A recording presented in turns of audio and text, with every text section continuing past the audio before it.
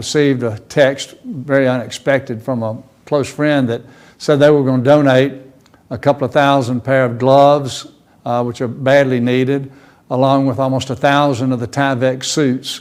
We'll take that PPE and we'll distribute it to those areas that are the hottest areas where it's in the greatest need, so that we can continue to help support our health care providers in their quest to do their job.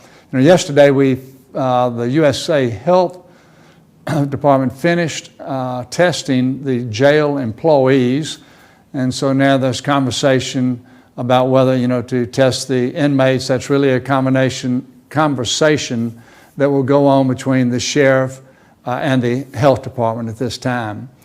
On another note, yesterday was the first day of us accepting applications for Ignite Mobile, especially the close contact businesses which had fallen through the cracks on being able to get any unemployment compensation or any of the CARES PPP money. So in the first day we had 200 applications, a little over 200 applications, which we think is an excellent sign and is exactly what we hoped for.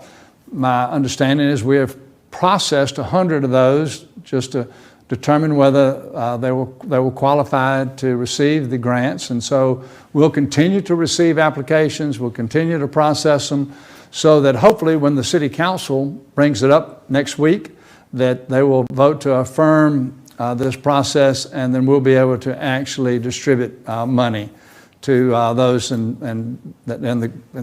this point, certainly among those who have the greatest need. One thing that I think is everybody's kind of forgotten about because of the war on the COVID virus, and that's the census. And it's just very important for those, especially while you still have a lot of time at home, is to go online and fill out the census data. I don't have with me what the letter looks like, but every home should have received the information packet from the Census Bureau that can be filled out online, so to make sure that you're counted for the state of Alabama, which is very important when it comes to the distribution of funding to the state of Alabama, from the federal government. Just a few moments ago, I left the diagnostic medical clinic. I was with a couple of our firefighters who had built another plexiglass booth to be used by the nurses there as they apply the nasal swab into the patients that are coming by the diagnostic medical clinic, to be tested. Anyway, it's been really neat to see how the fire department has responded to build the equipment that's needed so that we can continue the testing.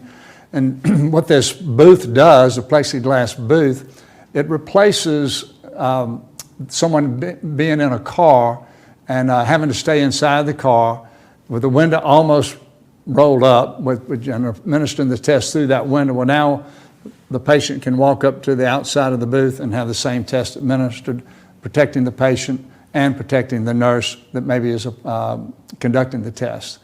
Today's National Day of Prayer, a huge event across the nation. Unexpectedly this morning, I had an opportunity to pray with Roy Ridgway. I really didn't even realize Roy was a pastor. I knew that he was the shoe shine man at the RSA Tower, and for many years he's shined my shoes as I've gone to the Rotary. But wanting to go by and see Roy, tell him hello and give him a gift, and he invited me inside his church, again where he's the pastor, and so I had an opportunity for Roy and I to pray this morning, and we prayed for you, we prayed for our city, the state, and the nation.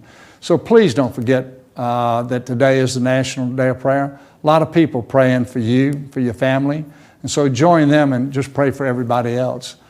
I'd also share a story I just told to the Rotary Club. We had a Zoom meeting at Rotary, and it was about Sheriff Pat Garrett and Billy the Kid, and I'm assuming that in the movie that Pat Garrett probably has his gun drawn on Billy the Kid, and he says, the only move that's important is your next move.